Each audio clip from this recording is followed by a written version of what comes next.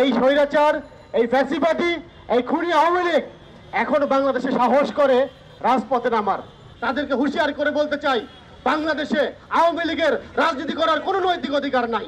NCP নামে রাজপথে আছে, এনসিপির প্রত্যেকটা সদস্য আওয়ামী লীগের জন্য ত্রাস হয়ে আসবে। সুতরাং আওয়ামী লীগ যদি ভেবে থাকে গণ অভ্যুত্থানের শক্তি মাঠে উঠে গেছে, তারা ভুল ভাববে। আওয়ামী লীগ বাংলাদেশে যে গণহত্যা চালিয়েছে, এরপরে তাদের গণতন্ত্রের নামে তাদের পুনর্বাসন বাংলাদেশে হতে দেওয়া হবে না। বিশ্বের গণ অভ্যুত্থানের পরে যেখানে আমাদের শহীদ ভাইয়েরা জীবন দিয়েছে, রক্ত দিয়েছে এই ফ্যাসিবাদের পতনের জন্য, আমাদের আহত ভাইয়েরা এখনো তাদের দুর্বিষহ জীবনযাপন করছে। অথচ এই স্বৈরাচার, এই ফ্যাসিবাদী, এই খুনি আওয়ামী লীগ এখনো বাংলাদেশে সাহস করে রাজপথে নামার।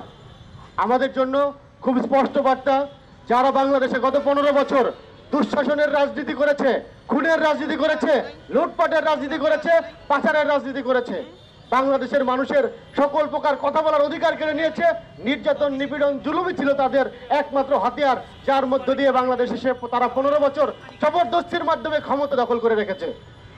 তো আমরা এই 24-এর গণঅভ্যুত্থানের মধ্য দিয়া এই ফ্যাসিবাদী স্বৈরাচারদেরকে পালিয়ে যেতে বাধ্য করেছি। এখন আবার তারা যে দুঃসাহস করছে, তাদেরকে হুঁশিয়ার করে বলতে চাই, বাংলাদেশে আওয়ামী লীগের রাজনীতি করার কোনো নৈতিক অধিকার নাই। বাংলাদেশে আওয়ামী লীগের হাতে আমাদের শহীদ ভাইয়ের রক্তের দাগ এখনো লেগে আছে। সুতরাং আওয়ামী লীগ যদি মনে করে এখন আমাদের ফাঁকা মাঠ পেয়েছি, গণঅভ্যুত্থানকারী শক্তি হয়তোবা ঘরে উঠে গেছে, তারা ভুল ভাবছে।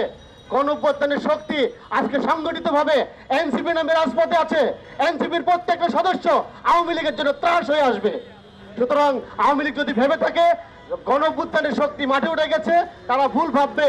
আর আমাদের গণঅভ্যুত্থানকারী শক্তিদেরকে আহ্বান জানিয়ে বলতে চাই, আমাদের যুদ্ধ শেষ হয়নি, আমাদের গণঅভ্যুত্থানের রাস্তা পরিষ্কার হয়নি। আমাদের অভ্যুত্থান সেই দিন শেষ হবে যেই দিন নতুন করে কোন স্বৈরাচার বাংলাদেশের রাষ্ট্র ক্ষমতা দখল করতে পারবে না। আমাদের অভ্যুত্থান সেই দিন শেষ হবে যেই দিন এই স্বৈরাচার, এই ফ্যাসিবাদী আওয়ামী লীগের বিচার হবে, এই খুনি হাসিনার বিচার নিশ্চিত হবে বাংলাদেশের মাটিতে। আমাদের অভ্যুত্থান সেই দিন শেষ হবে যেই ব্যবস্থার উপরে ভর করে, যেই স্বৈরাচার তান্ত্রিক ক্ষমতা কাঠামোর উপর ভর করে, সংবিধানের উপরে ভর করে ফ্যাসিবাদ গড়ে ওঠে, স্বৈরাচার গড়ে ওঠে। তার আতুর ঘর আমাদের এই রাষ্ট্র ব্যবস্থা, আমাদের এই সংবিধান। আমরা এই সংবিধান বদল করে একটা গণতান্ত্রিক সংবিধান করতে পারবো, একটা গণতান্ত্রিক রাষ্ট্র ব্যবস্থা করতে পারবো, যার দাবিতে আমরা এখন অনড় আছি যে একটা গণতান্ত্রিক সংবিধানের জন্য একটা গণপরিষদ নির্বাচন লাগবে।